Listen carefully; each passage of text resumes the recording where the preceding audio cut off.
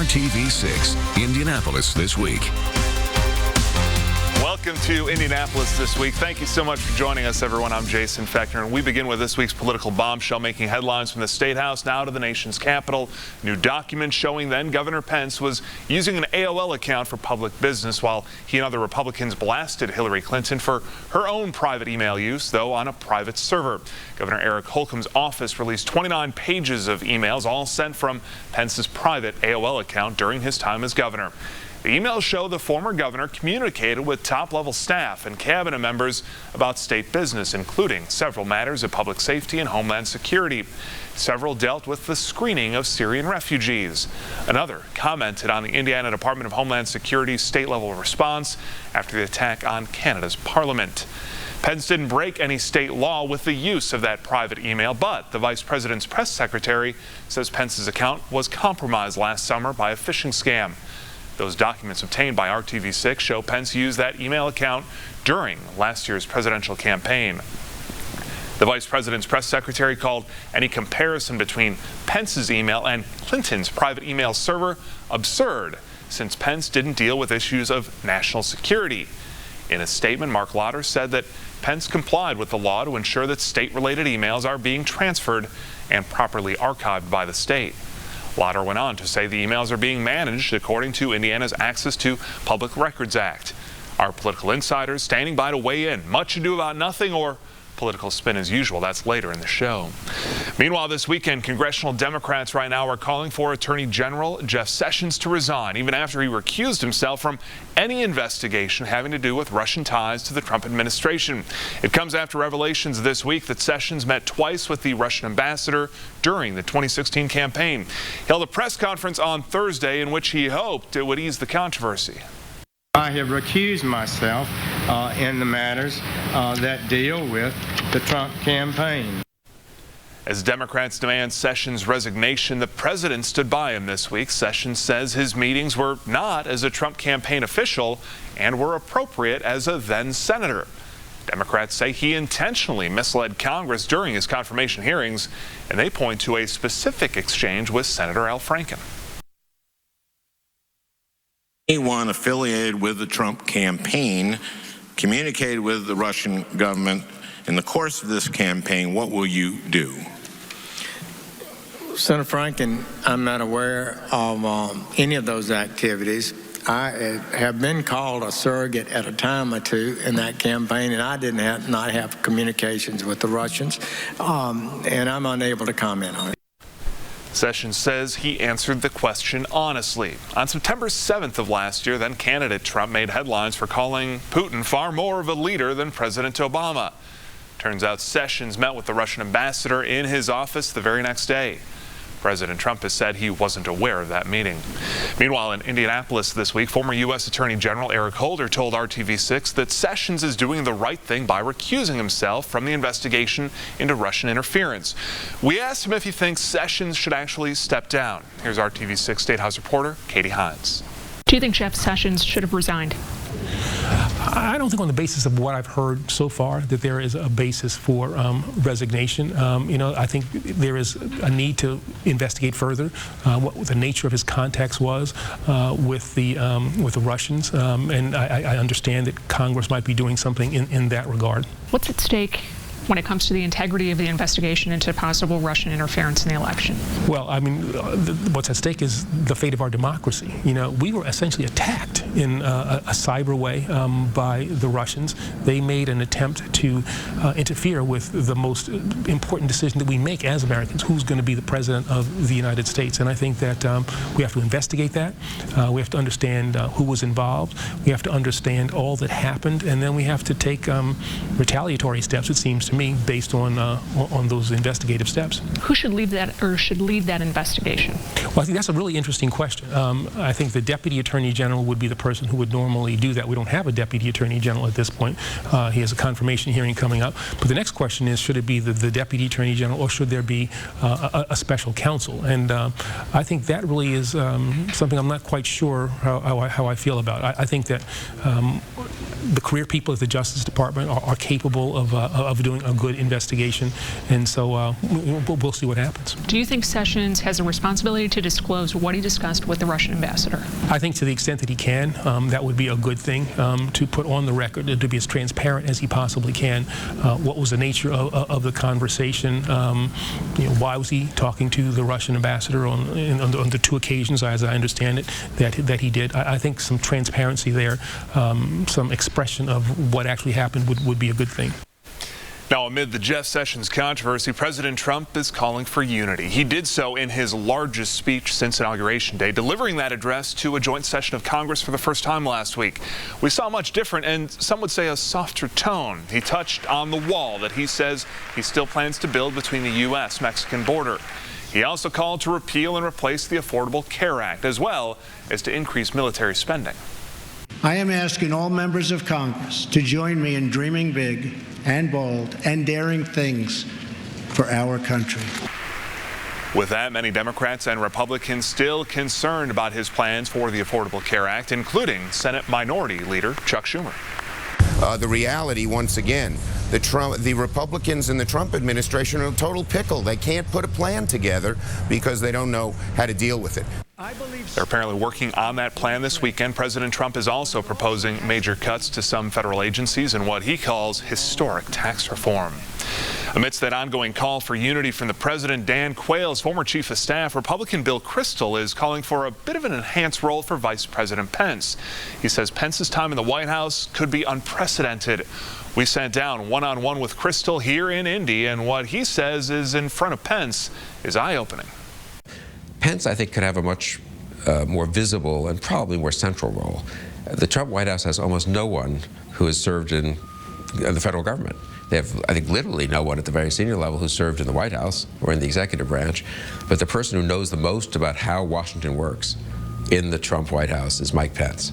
If you imagine the Trump cabinet meeting or the Trump Oval Office meeting, and they're good, they're a mixture of people, some of them are good, some of them not so good, whatever, but the one thing they all have in common, no government experience, except for Mike Pence and Mike Pence's team. So Pence, and you know what? You need to pass legislation if you want to be a successful president. If you want to change America, you can do some stuff with executive orders, you can do some stuff with the bully pulpit, but basically you need to get legislation passed through Congress. Who has served in Congress and in a leadership role in Congress? Mike Pence. So I think Pence could be quite important to the success or failure of the Trump administration. Kristol went on to tell us that Vice President Pence can't focus on Indiana more than any other state while in the White House, of course. He says that Pence's experience in the House and his political connections is more important to the Trump administration than the fact he was a governor. You can find our complete interview now with Kristol right now at theindychannel.com. Simply click on the politics section.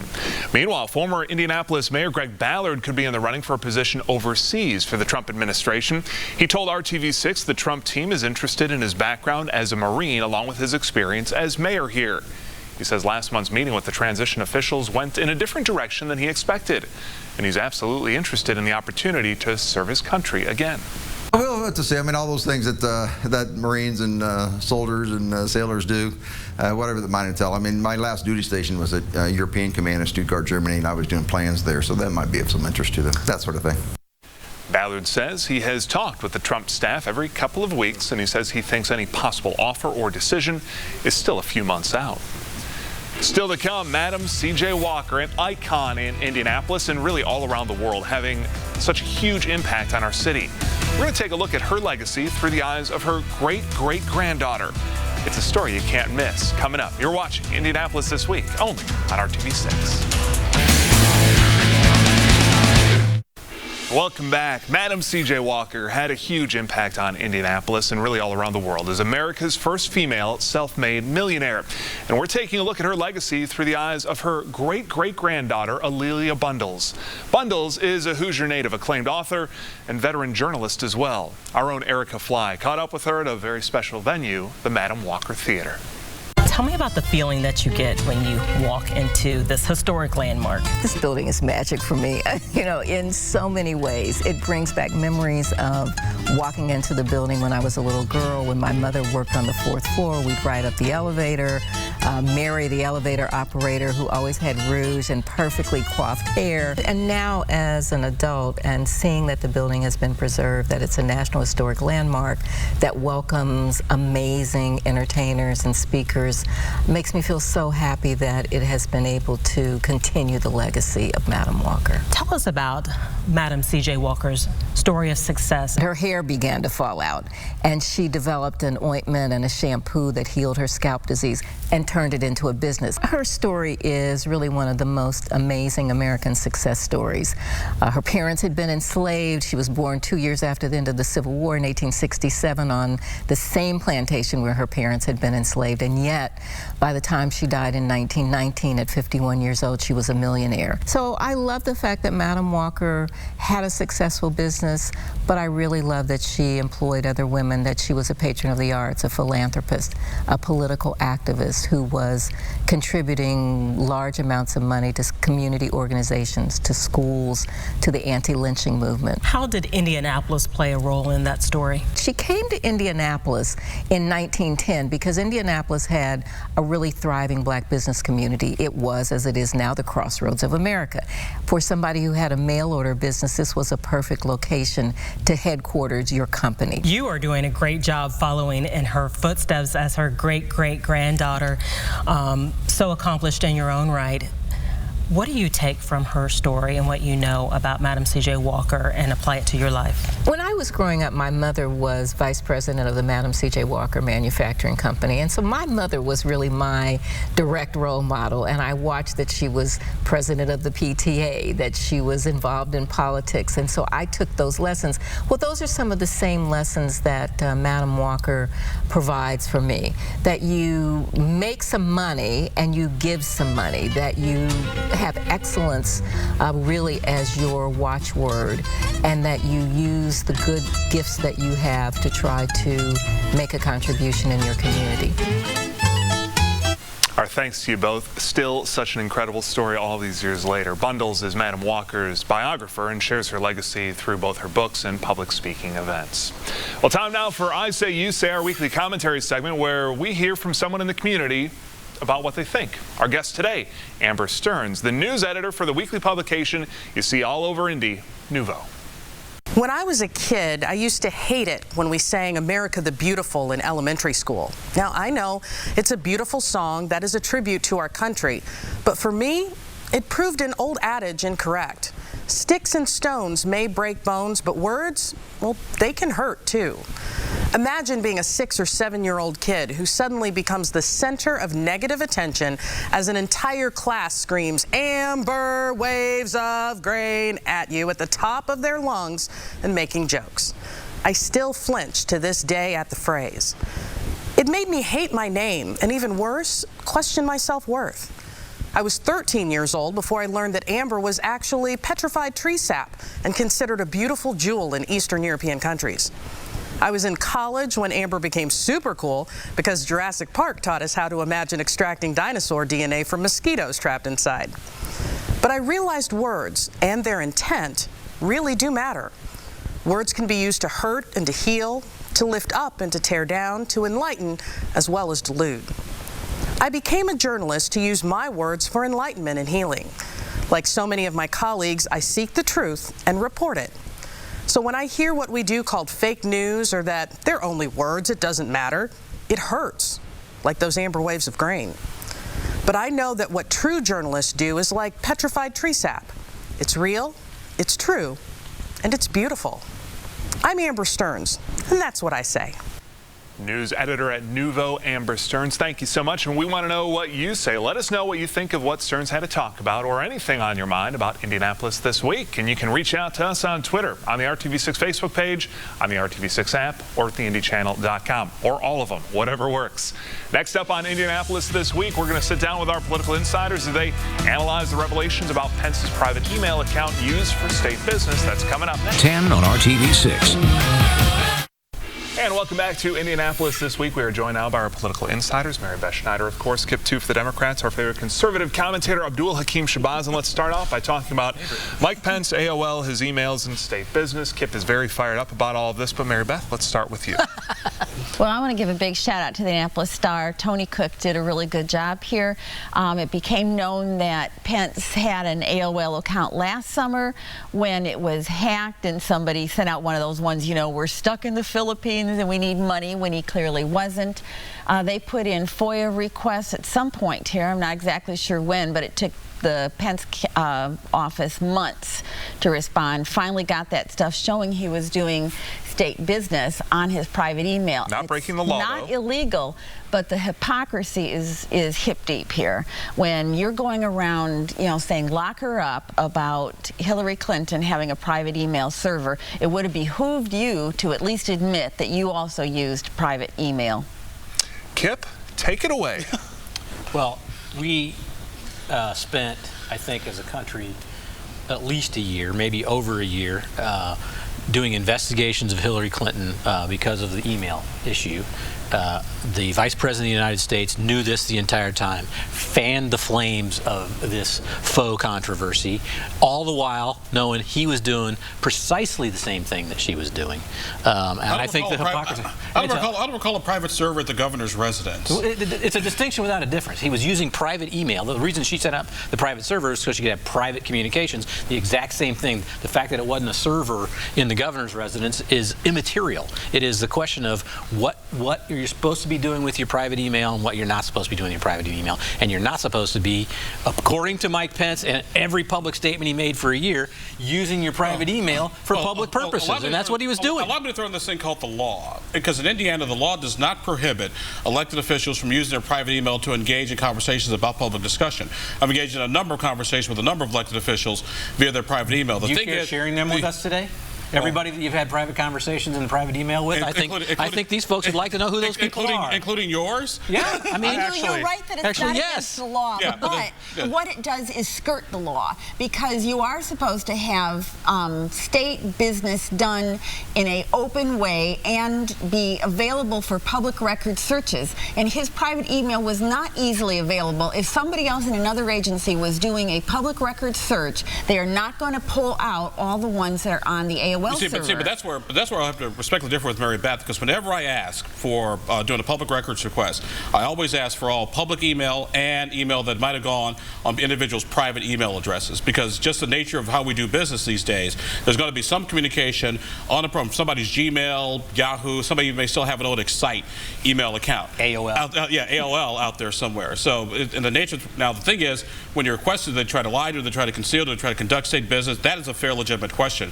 But the fact that it was automatically private does not automatically, make it below board. You see no hypocrisy here from the Vice President and the now President of the United States spending a year trying to exploit the fact that hypocrisy and politics. Oh my Lord, Mr. Toussaint, it isn't so.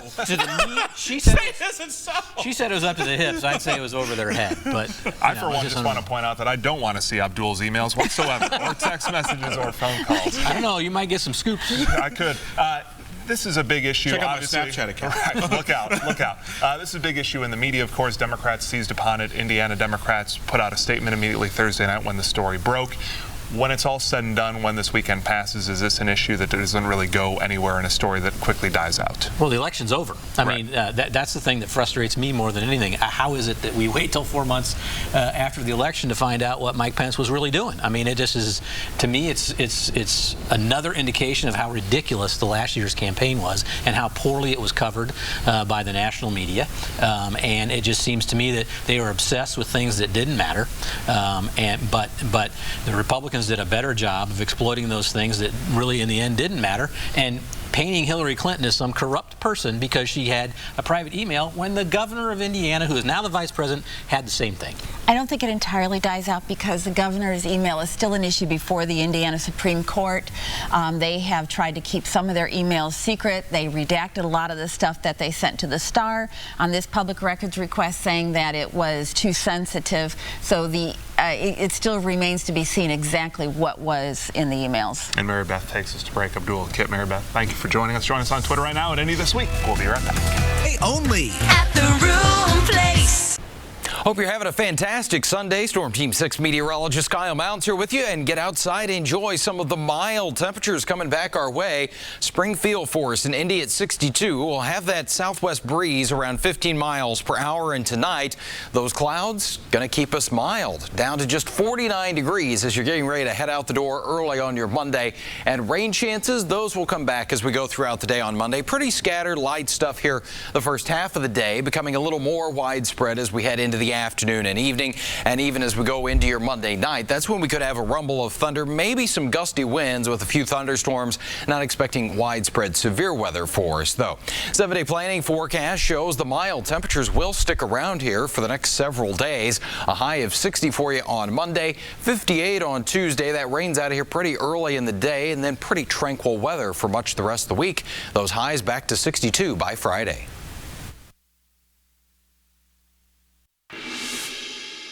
Welcome back to Indianapolis This Week. I'm Lauren Casey. It's time for the 6, so here's the 6 things you need to know heading into the week. Starting with a major construction project. This one's on the south side. Crews plan to shift these lanes on I-65 over I-465 before you head to work on Monday. They're also closing the eastbound I-465 ramp to northbound I-65, so avoid that area. Well, if you're looking to pin down some plans for Tuesday night, head on out to Bankers Life Fieldhouse. The WWE SmackDown is coming here to Indianapolis. Show starts at 7:45. Join your lawmakers for a friendly competition at the State House on Wednesday. It's all for a great cause. From 9 to 3, you can donate blood to the Red Cross. The branches of our state government are hoping to get at least 86 donors that day. Okay, so no matter your politics, we can all agree that former first dogs Bo and Sunny, well, they're pretty cute. And who doesn't love Marlon Bundo? That's Vice President Mike Pence's pet rabbit. Well, an exhibit here celebrating presidential pets is coming to the Benjamin Harrison House this week. Their grand opening is Thursday night. Also on Thursday, you can join Good Morning Indiana's Mark Mullins at a fundraiser for Second Helpings. Corks and Forks, it's taking over Bankers Life Fieldhouse that night. Enjoy an evening of dishes prepared by Indy's top chefs, all for a great cause. And a really interesting and interactive art gallery is opening right here to the blind in Indianapolis. It's all about art for your senses, and the proceeds will help the visually impaired kids get the care they need in early education right here in Indianapolis. Well, that's what's on tap this week. Jason, back to you. Lauren, thank you so much. The name Marlon Bundo, still can't get enough. Thank you so much for joining us here on Indianapolis This Week. For Raphael, Katie, and our entire team, have a fantastic Sunday, everybody.